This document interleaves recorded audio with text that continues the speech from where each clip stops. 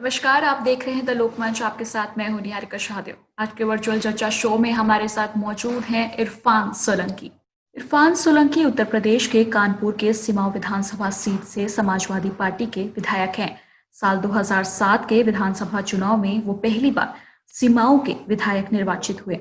साल 2007 से 2012 तक वो लोक लेखा समिति के सदस्य रहे।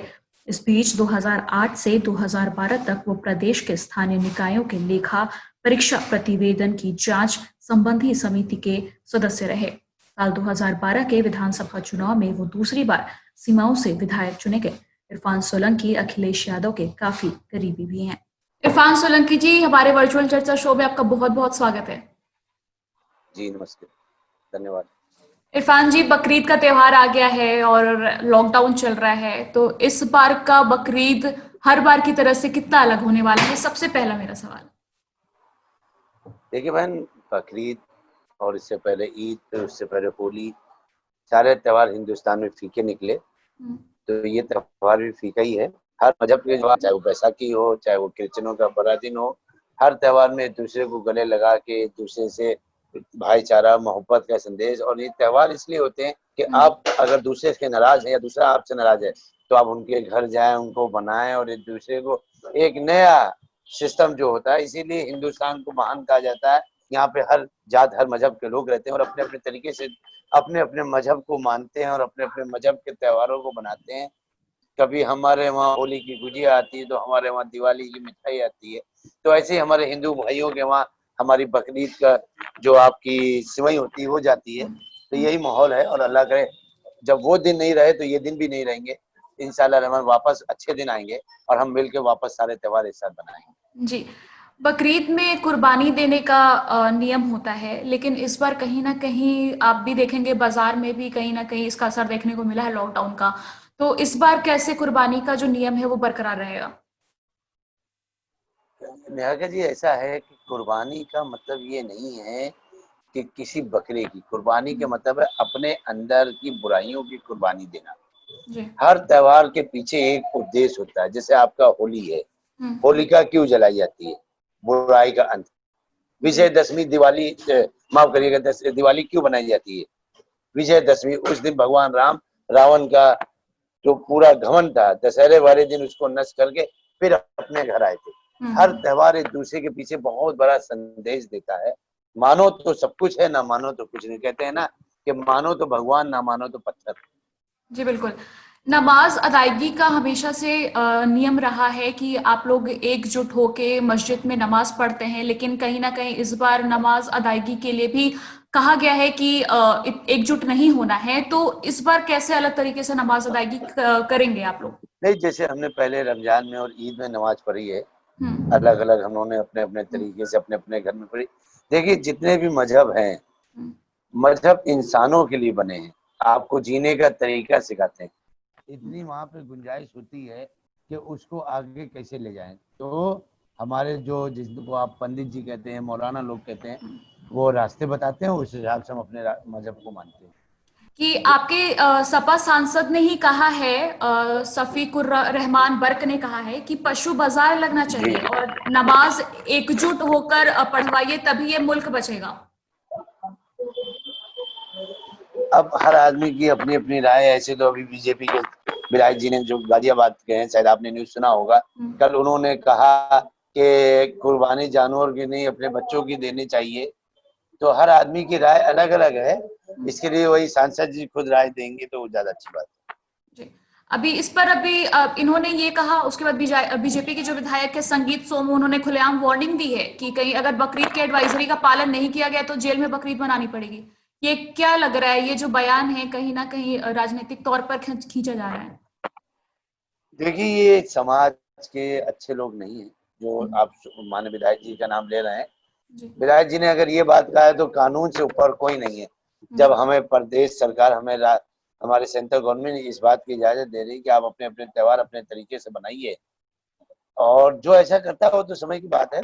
पर सरकार और कोई भी आदमी से सबसे बड़ा है कानून। तो कानून से कोई नहीं जीत सकता। कानून है उनके लिए भी, हमारे लिए भी है। जी।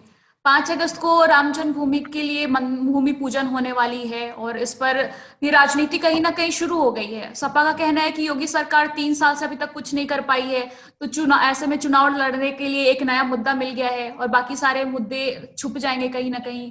एक ट्रैप बिछाई है राम जन्मभूमि को अभी पूजन को लेकर जो बात कही है उन्होंने।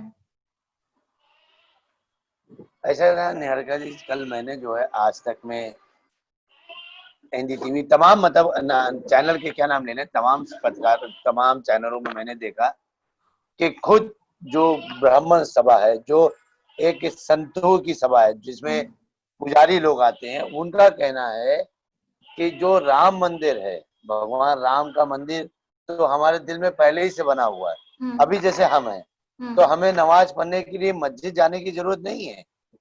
अब हो सकता है जो लोग कह रहे हैं, ये मेरी पर्सनल राय नहीं है, कि पहले हम कोरोना से लड़ लेते, इसका इलाज ढूंढ लेते, मंदिर का शिलान्यास बहुत अच्छी बात है, होना चाहिए, क्योंकि अब सुप्रीम कोर्ट ने कह दिया। अब इसमें तो कोई हम टिप्पणी कर नहीं सकते कि क्या होना चाहिए क्या नहीं होना चाहिए।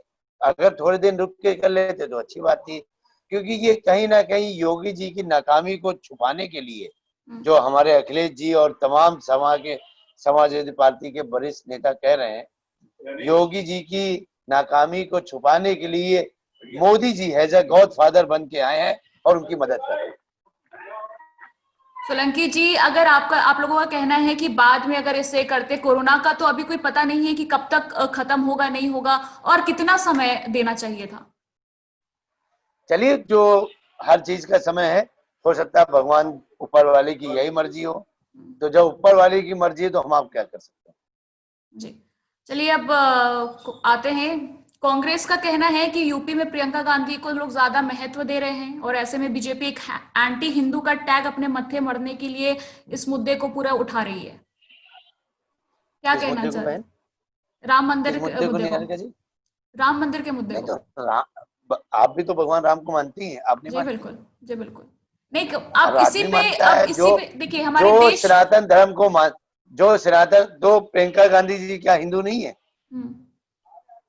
माने अखिलेश यादव जी क्या हिंदू नहीं है? वो लेकिन भी तो ये कहा भगवान जा राम की रहा है वही कि वही कांग्रेस का ज्यादा, कहीं प्रियंका गांधी का ज्यादा लोग महत्व दे रहे हैं यूपी में, इसलिए भाई, ये चीज हो हमने रही जो है। इंटरव्यू सुना है, हम्म, हमारे राष्ट्रीय अध्यक्ष श्री अखिलेश यादव जी ने कई बार कहा है हम्म, कि मैं भगवान राम को मानता हूँ, हम्म, मैं हिंदू धर्म से हूँ, मैं हिंदू धर्म के पालन करता हूँ। हम्म, तो भगवान राम किसी पर्टिकुलर किसी आदमी की तो प्रॉपर्टी है नहीं। हम्म, भगवान राम तो हर वो इंसान की, भाई मैं भी उनका आदर करता हूँ, मैं भी रामलीला जाता हूँ, मैं भी रामलीला में कई कई रामलीला में मैं चेयरमैन भी हूँ, मेरे पिताजी भी विधायक थे, वो भी चेयरमैन रहे। हम्म, तो सम्मान तो दे, और आप भी हैं। अगर आप दरगाह जाते, बहुत से लोग हैं हमारे हिंदू भाई आज भी गरीब नवाज की दरगाह जाते हैं, हाजी अली की दरगाह जाते हैं। हम भी हैं, हमारे यहाँ कानपुर में जेके मंदिर है, कभी कभी हम लोग भी जाते हैं घूमने के लिए, देखने के लिए। तो ये किसी की प्रॉपर्टी नहीं है। भगवान भगवान तो सबके लिए है। भूमि पूजन में भगवान आप तो ऊपर शामिल वाला होंगे? तो उनके भी है। मेरी बहन वो बात सुनिए, भगवान तो उनके भी है जिनकी हाथ नहीं होते, जिनकी जुबान नहीं होती। आप बताएं, भूमि पूजन में आप शामिल होने वाले हैं? हमारे अखिलेश यादव जी की ऐसी कोई गाइडलाइन है नहीं। यदि होगी तो इस पे देखा जाएगा, विचार करा जाएगा।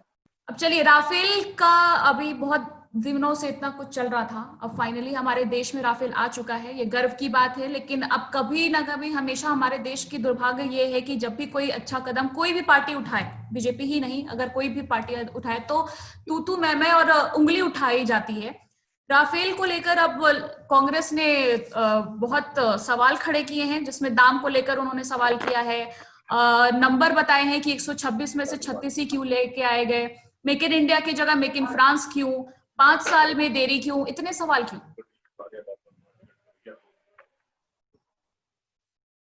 नहीं, जो राफेल है, जो आप कह रहे हो अच्छे काम के लिए हर आदमी को बुराई करता है, ऐसा नहीं है।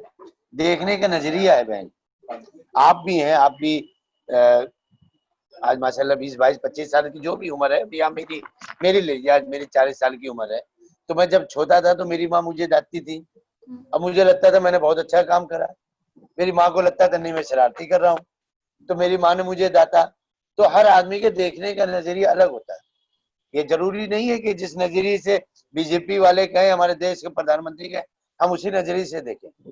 राफेल में लेके इतनी सारी खामियां जो हमारे बड़े नेता, हमारे इससे पहले हमारे राष्ट्रीय श्री मुलायम सिंह यादव जी ने भी कही, मुलायम सिंह यादव जी ने भी कई बार कही कि जो चीन है, पाकिस्तान से बड़ा खतरा चीन है।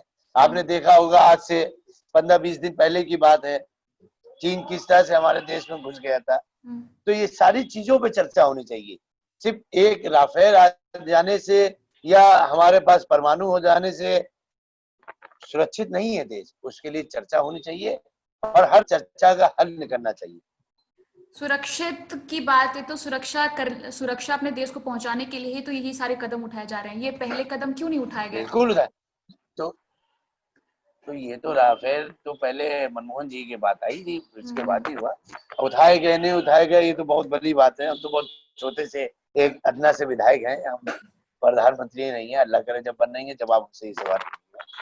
जी चलिए, अब हमारे मंच के थ्रू आप क्या ऑडियंस को बताना चाहेंगे या दर्शकों को क्या संदेश देना चाहेंगे? नहीं, मैं तो यही कहना चाहूंगा आपके चैनल के द्वारा कि एकता में ताकत है और हिंदुस्तान हर वो इंसान का है जो अपने आप को इंडियन कहता है। तो देश किसी के वालिद का नहीं है। हमारे वालिदैन, हमारे बुजुर्गों की बहुत सारी खून बही है इसको आज़ादी कराने में। तो मिल के रहिए, सुरक्षित रहिए। देश सेफ रहेगा तो हमारा घर, हमारा परिवार सेफ है। मैं ये तो यही कहना चाहूंगा कि खुद भी बदलिए, समाज को बदलिए, जब भी हमारा हिंदुस्तान तरक्की करेगा। धन्यवाद। बहुत बहुत धन्यवाद सोलंकी जी, और आपको बकरीद की बहुत ढेर सारी शुभकामनाएं। धन्यवाद, आपको भी मेरी बहन, बहुत बहुत। इसी तरह के वर्चुअल चर्चा शो से जुड़े रहने के लिए देखते रहिए द लोकमंच न्यूज।